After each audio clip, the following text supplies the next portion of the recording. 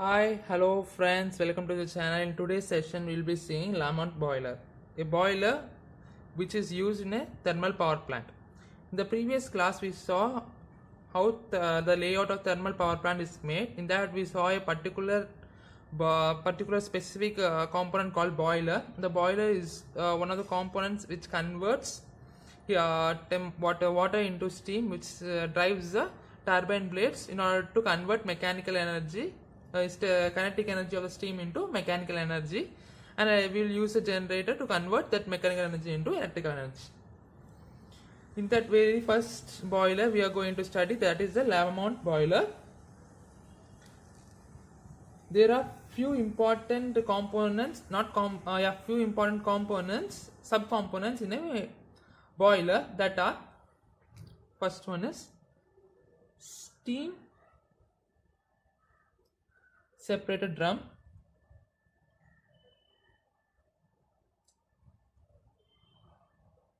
the second one is water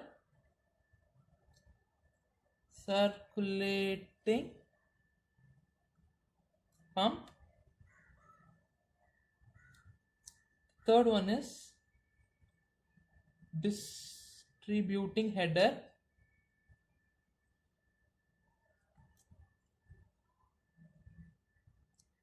the fourth one is evaporator, the fifth one is conventional superheater,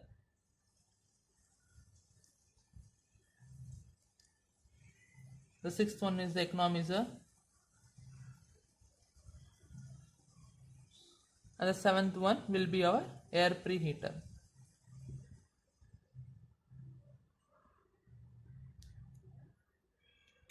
We'll just discuss what are the 7 components, and we will see the Lamont boiler type, how it is how steam is converted, or how water is converted into steam. We'll be seeing in this video. First, what is a steam separator drum?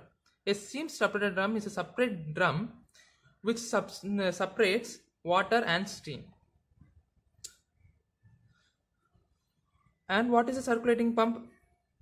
The circulating pump will be forcing the water inside the boiler. Nothing much about it.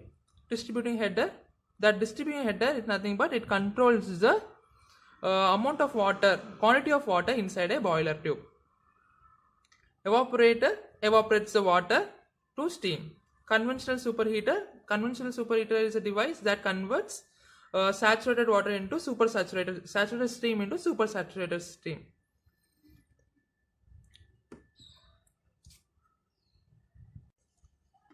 Conventional superheater converts saturated steam into supersaturated steam. We can't directly supply saturated steam to the blade because saturated steam contains water vapor. If water vapor is passed to the turbine blade, it gets corroded and the blades gonna break. It gets corroded. Blades gets corroded. Economizer is used to heat the water inside the boiler. This is used for efficiency conditions. If we can't send just imagine if you send some cold water in a boiler and you start heating it. First it takes time to convert it into cold water to normal water, then the water gets heated.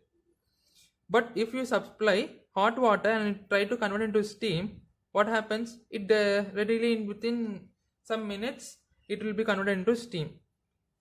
For that purpose, we will be using economizer. It gives us time and fuel efficiency. Air preheater are the same. We'll be heating air instead of water. If we heat water, we'll be saying that that will be called as economizer. We will be heating air. It will be called as air preheater. We will be supplying this air with the fuel. These are the 7 components to be known before going into a Lamont boiler diagram.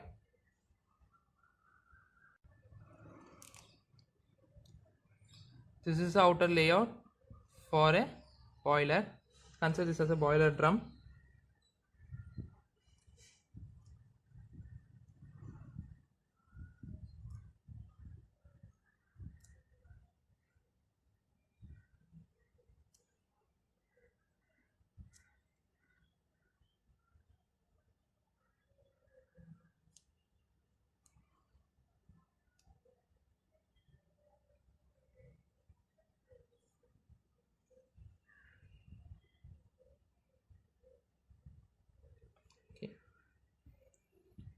This is a chimney. This is the air preheater.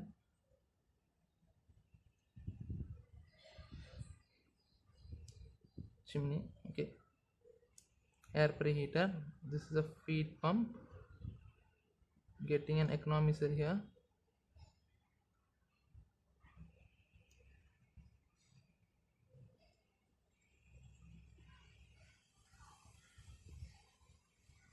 We'll be having a steam separated drum over here.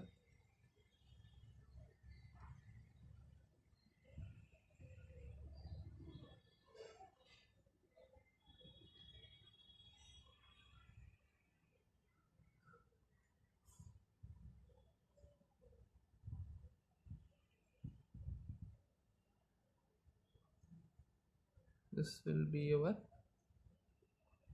nozzle. I will expand and will be supplying it. Then the water here will go to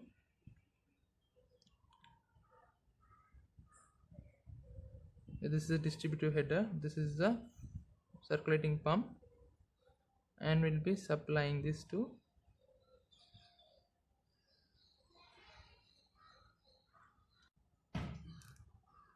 we'll be supplying this. Here will be our combustion chamber.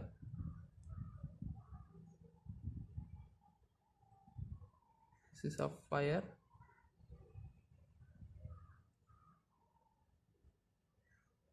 Take this to the top. Then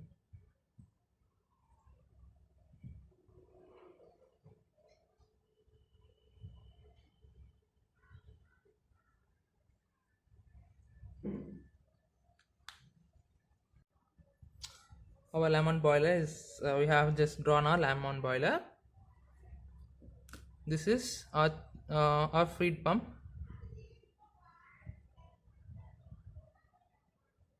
That is water from some reservoir will be supplying it. This is our economizer.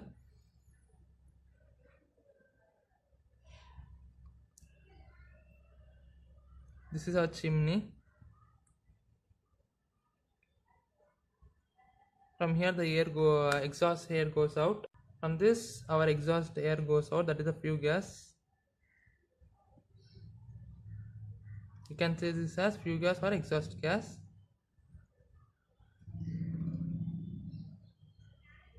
This is our air preheater. Will be have a blower to suck air from the atmosphere. This is the air preheater.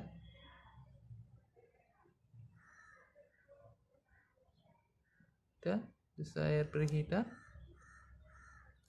This is economizer. This is our steam separated drum.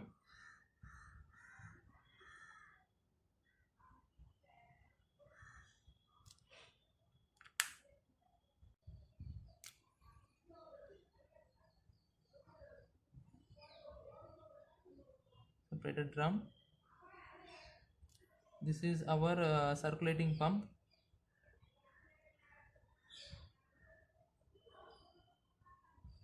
This is our distributive header.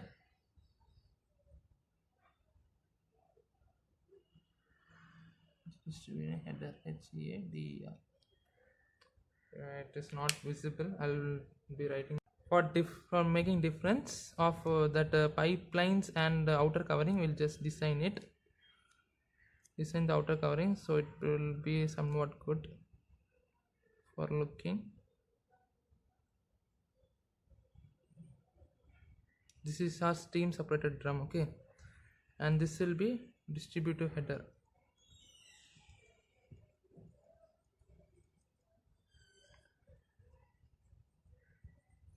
This is our exhaust fire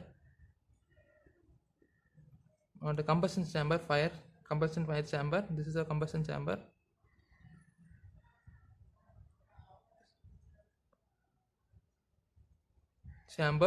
This is our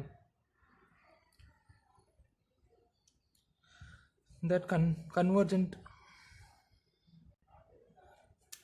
These are called as conventional evaporators.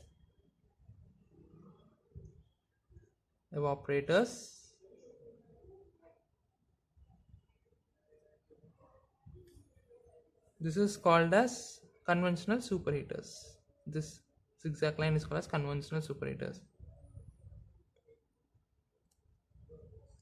They are not lines, they are tubes. Okay, conventional tubes, conventional superheaters.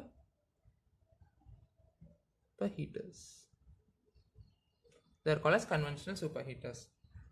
From here our will get our superheated steam.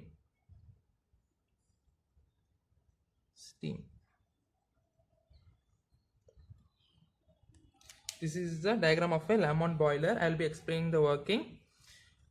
First, think that there is already some process going on, and we are getting steam. We are getting superheated steam, and the coal is being burnt. Coal or any kind of fuel is being burnt, and the few gases are going out. While the few gases are going out,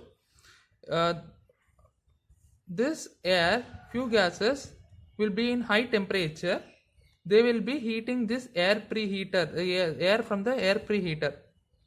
This blower will be sucking air from the atmosphere, and it will be keeping in these tubes. It will be passing in these tubes. This from here, the air will be going to the combustion chamber. Okay, air to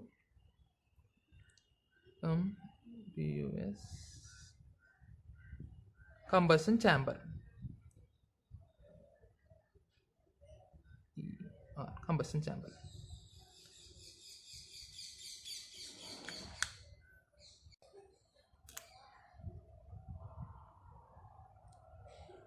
From here the air will be going to the combustion chamber. Just saw at first the boiler sucks air from the atmosphere, and it will be preheated. This will be preheated due to the flue gas. The air comes here. Okay, it will be sucking, the blower will be sucking air from the atmosphere, and the air reaches here, this part of the boiler, and simultaneously in the same time the feed pump sucks water from the atmosphere, from the reservoir, and collects the water in the economizer. At this time what happens, this instant what happens, the already burned flue gas from the boiler is passes over in this direction and heats the economizer and the air preheater. The water in the economizer absorbs the cold water in the economizer. The normal water in the economizer absorbs the heat and converts into hot water. The air from the atmosphere absorbs heat and turn into hot air.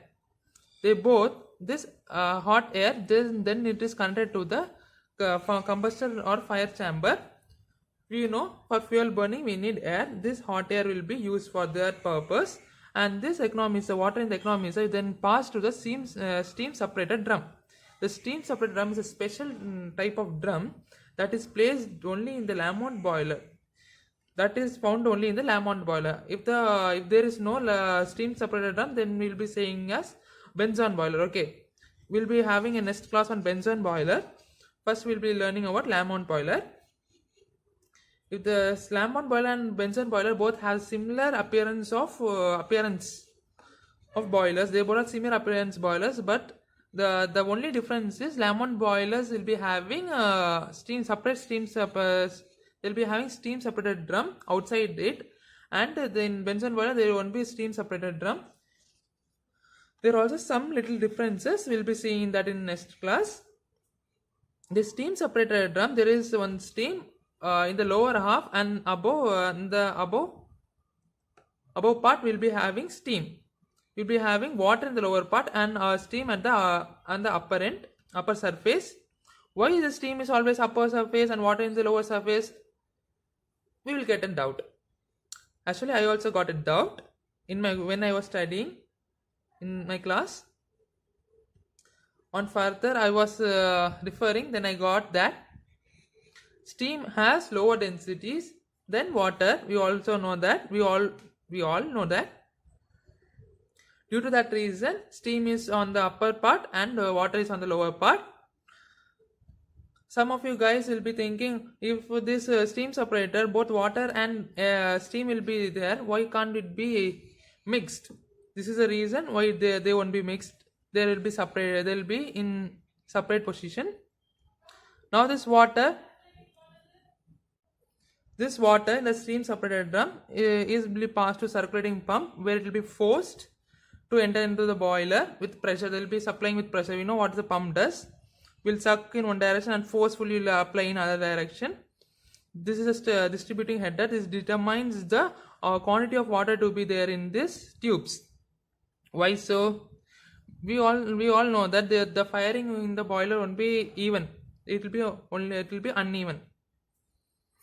What happens then? So the rate of evaporation differs. Due to rate of evaporation differs, the quantity in the steam separators in the conventional evaporators and superheated evaporators differs. So for that reasons, we will be having distributed header. This distributed header will know there is this much quantity of water, so we have to supply this much quantity of water. If there is more quantity of water, you have to supply less quantity of water, or you should not supply any water now. It will be deciding that purpose. We will be using this distributor header. Then the water enters a fire chamber. It will be converted into, it will be heated, it will be converted into saturated steam. This here the steam will be collected. This saturated steam will be then passed to a conventional superheater, where the steam will be converted. This saturated steam will be converted into superheated steam. We can't simply supply saturated steam into a turbine blade. What happens? It gets corroded. So saturated steam has water vapor in it. So the steam blades, on supplying water content or moisture content, what happens? The blades gets corroded and break easily. For that purpose, we will be supplying superheated steam. We will be again heating this. We will again heating, and it will be this is not heating. This is for increasing pressure. This is a nozzle type. Okay, convergent divergent nozzle, and it will be heating. Will be increasing the velocity. Will be increasing the pressure. Sorry, will be increasing the pressure, and will be supplying to the steam water boiler. Sorry, turbine. In this way, we will be the Lamont boiler is worked. We just saw the working of Lamont boiler. Which is in the first starting stage of this class, I told you seven important components. The first component I told was the steam separated drum. Second component was the water circulating pump. This one. This circulating pump is of centrifugal type. It was a most important point to be known. Third component I told was I mentioned was distributing header. This is the component, distributing header. The fourth one was the evaporator. This is the evaporator section. Fifth one was the conventional superheater. Sixth one was our economizer. Then our air preheater. Economizer, our air preheater. These are the components we just saw in the starting of the class. I told you the workings. What is the advantages? Now the time for advantages. I'm going to erase it. If you want to take screenshot, you can take screenshot. I'll be giving you 10 seconds.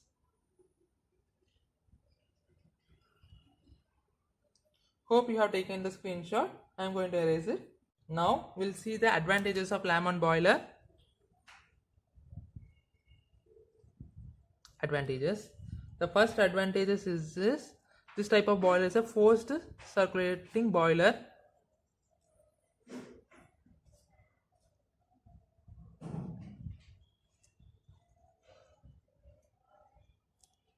Second advantage is why is it called a forced circulated boiler? We are using a centrifugal pump for forcing water inside the boiler, so they will be time efficient. Second one is it is working under high pressure. Normally it is we get the output, that is a superheated steam will be getting as 50,000 kgs of steam per hour. This is the output of our Lamont boiler at a pressure of 170 bar and a temperature of the exit temperature of the steam will be as at 500 degrees Celsius. This is the superheated condition. That is only it is mentioning. And the water inside the tubes, that is a conventional evaporators tubes, will be 8 to 10 times this steam in the conventional superheater. Okay.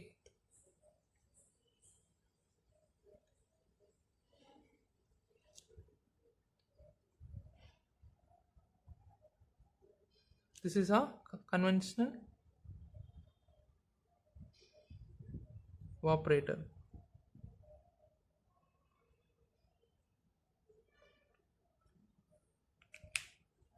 This is the advantages. These 2 points are the advantages. This is not advantage. Okay. This is the specification of Lamont boiler. What is the advantage? Force circulating boiler. It is a force circulating boiler. It is working under high pressure. What is the disadvantage? Every boiler has a disadvantage. There is no boilers or no components with any disadvantage. So we'll be seeing this disadvantage. The disadvantage is there is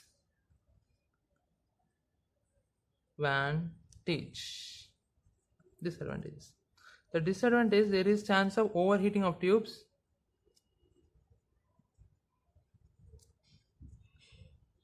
I told you the rate of evaporation won't be even, so there will be chance of overheating of tubes. Due to overheating of tubes, the tube gets burst. This is a serious problem. The second problem is the salts and sediments get deposited. And sediments gets deposited.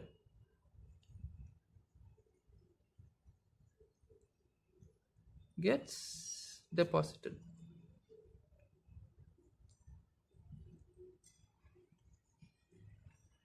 If salts and sediments get deposited, they will be covering the tube liners, and there will be